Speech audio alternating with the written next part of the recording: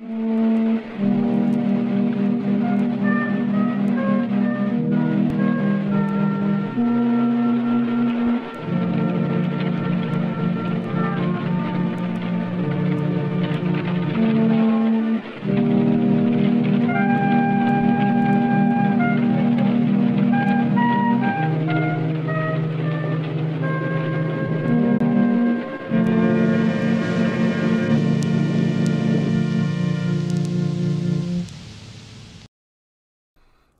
Lovejoy was born November 9th, 1802 in Albany, Massachusetts, which is now modern-day Maine.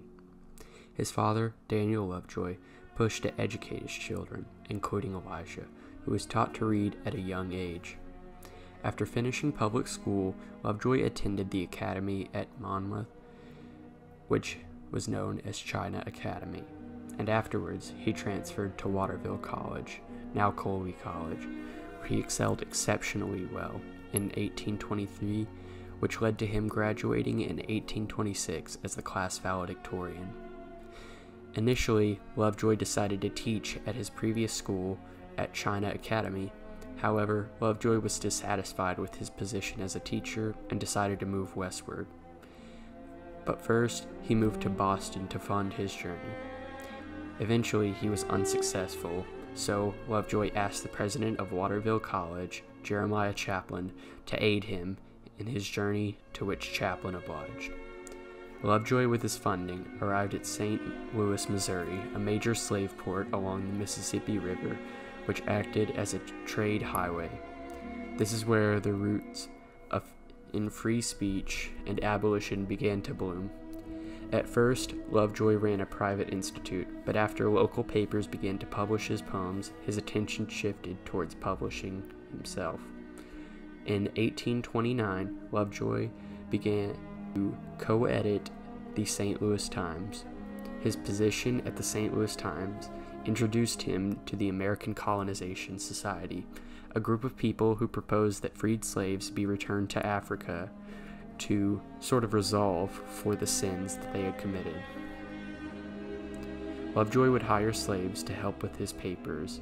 One such slave was William Wells Brown, who is reported to have said that Lovejoy was a very good man. Elijah Lovejoy faced a very difficult religious path. He wrote letters to his parents outlining how he felt astray from God and felt that he was a terrible sinner.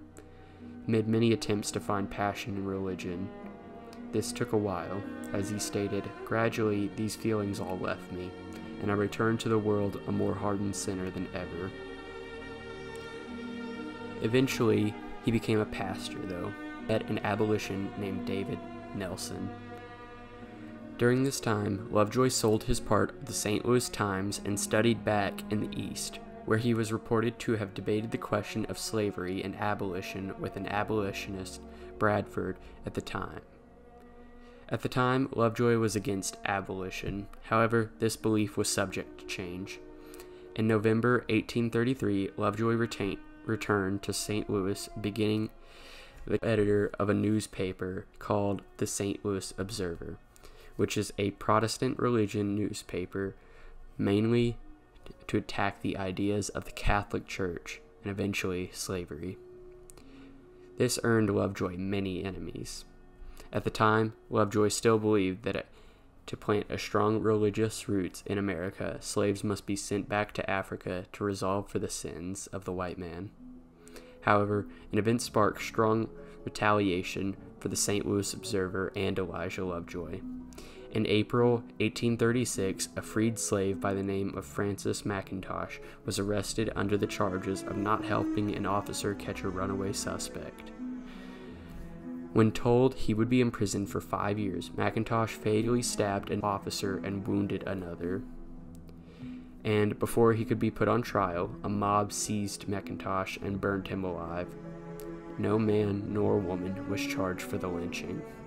As a result of this event, the St. Louis Observer scolded the actions of the lynching, calling it barbaric, which stirred the city, which was predominantly pro-slavery, but was surrounded by a couple of free states. As a result of the report made by the St. Louis Observer, another mob broke into the offices of the newspaper company and destroyed many things, including their printing press. Lovejoy was personally threatened with violence, as well as his family. He was threatened with tar and feather, and his family was threatened to be hanged. As a result, Lovejoy decided to move the St. Louis Observer across the Mississippi to Alton, Illinois, a free state, in an attempt to avoid these threats, renaming the newspaper to the Alton Observer. In Alton, Lovejoy radicalized his viewpoints, attacking slavery more and more vigorously, being completely against it at this point. On November 7th, 1836, a terrible event occurred. Due to rising tensions between the pro-slave and abolitionist, Elijah Lovejoy's Alton Observer repeatedly ran into incidents where presses were destroyed by those who were in support of slavery. On the previous day, a new press was reportedly attempted to be snuck in by Lovejoy and his supporters. However, they were spotted. A mob collected outside of the Alton Observer's office, demanding the press be given up. The owner of the warehouse, William Gilman, said, "We have no ill feelings towards any of you, and should much regret causing to do any injury, but we are authorized by the mayor to defend our property and shall do so with our lives."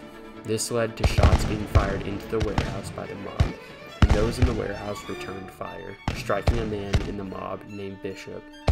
When Lovejoy opened the door to attempt to sort of calm down the situation that had arisen, he was struck by 5 bullets, one piercing his heart. Miraculously, he did not die instantly, but a few minutes later. His final words were to his colleagues, in which he said, "I have been shot." Lovejoy's associates fled the building, fearful to even recover the body after the incident. The building was burned down.